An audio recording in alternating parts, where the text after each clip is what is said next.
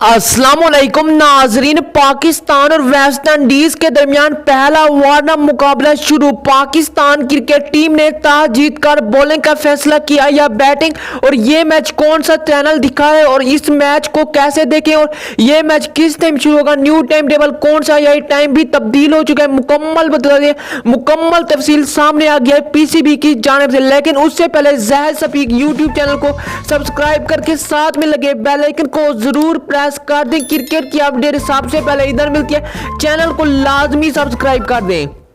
नाजरीन, पाकिस्तान मुकाबला West Indies today one match खेला जाने पाकिस्तान और वेस्ट इंडीज के दरमियान आज पहला वार्म मुकाबला T20 वर्ल्ड कप का शुरू होना है और इंशाल्लाह पाकिस्तान टीम ये मैच जरूर जीतेगी। नाजरीन, पाकिस्तान और वेस्ट इंडीज के दरमियान आज पहला वार्म मैच का टाइम टेबल आपको बता देते हैं किस टाइम शुरू होगा और ये मैच PTV सपोर्ट के बगैर कौन सा चैनल दिखाएगा, सब कुछ बताते हैं। लेकिन आप लोगों ने लाजमी बताना है कि क्या आज का match Pakistan team West Indies को शिकस्त देगी या नहीं, अपनी राय लाजमी दे दे।